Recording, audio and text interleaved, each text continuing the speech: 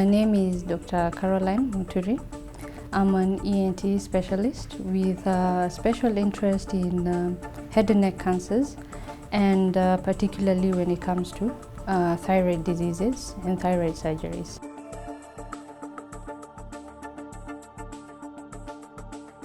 Adenoids and tonsils are a group of what we refer to as lymphoid tissues within the head and neck region, specifically located within the upper airway. So adenoids are located behind the nose in the region we call the nasopharynx, and palatine tonsils are majority of what most people will encounter having infections related to the tonsils, and they're located in the throat, and both of them can enlarge to cause airway obstruction, and this is what we refer to as adenoid hypertrophy.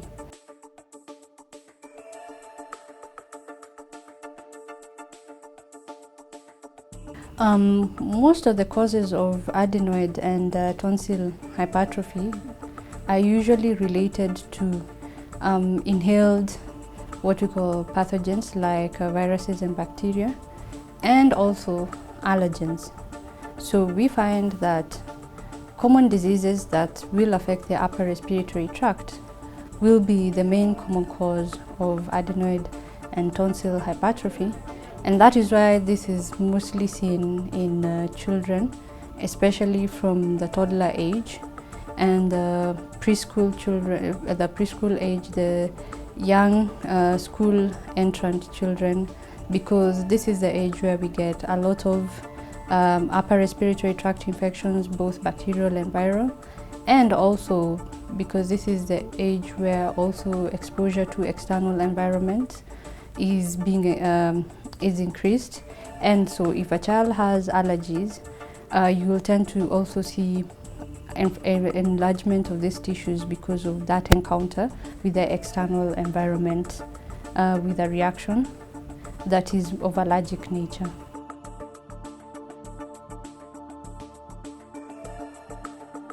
There are tests that we can conduct.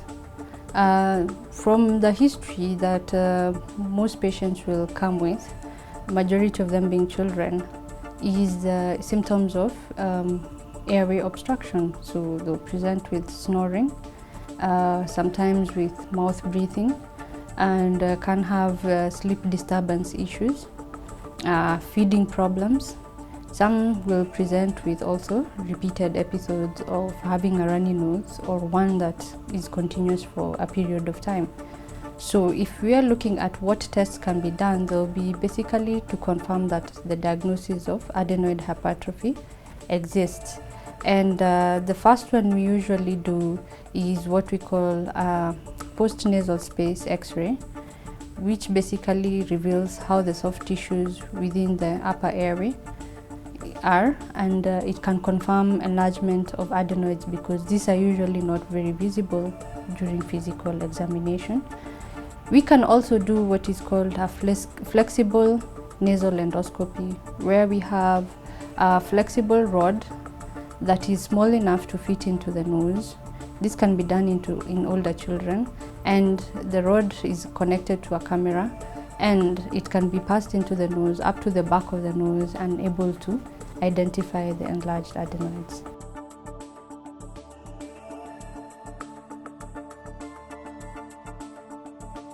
The treatment options for adenotonsillar hypertrophy can be basically grouped into two arms: the medication and the surgical arm.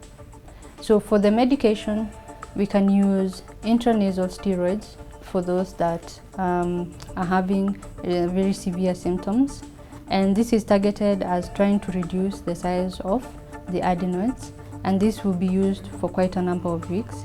It can be also accompanied by use of saline drops within the nose, or even cleansing the nose with saline, especially for those with sinusitis or a lot of mucus within the nose.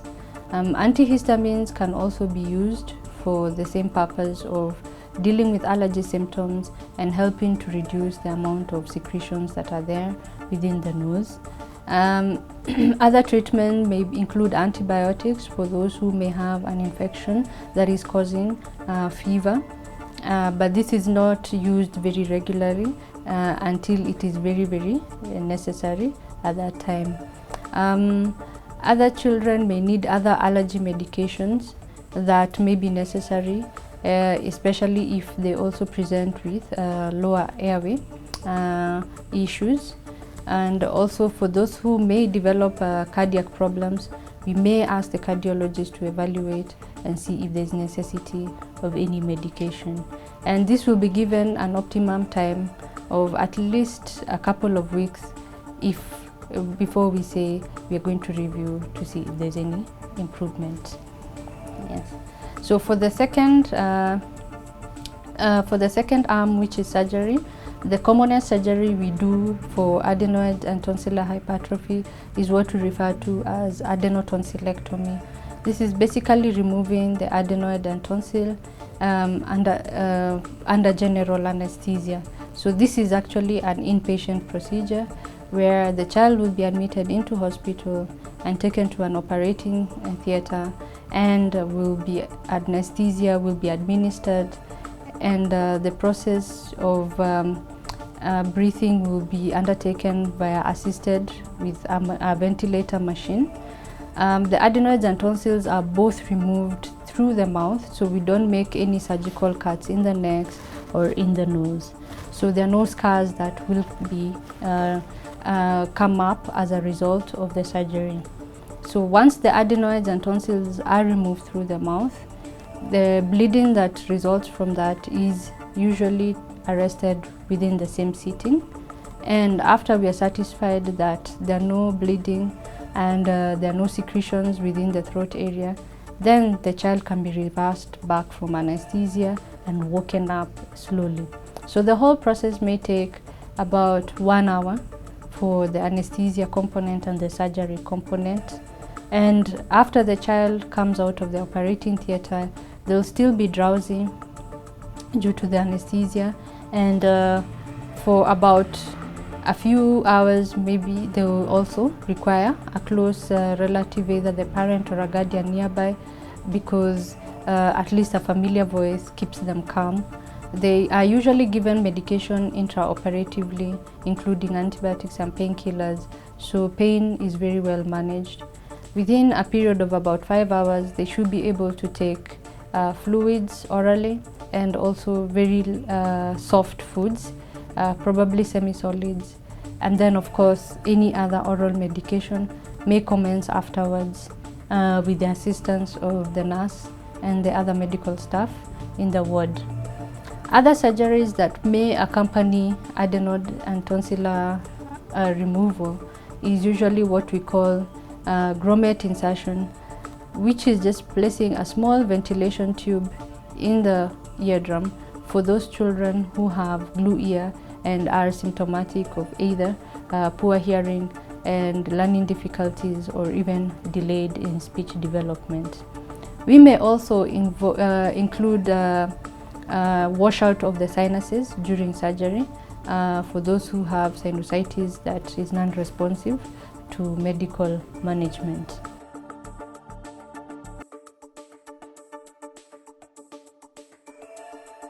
If your child has undergone adenotonsillectomy, the medication that they are prescribed for should be strictly adhered to.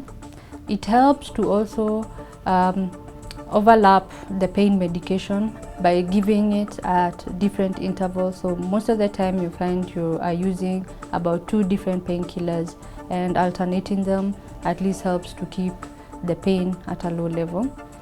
Giving them cold drinks like ice cream that is cold yogurt will also help to control the pain, and strictly on soft food because of the raw area in the throat, and also encouraging a lot of fluids.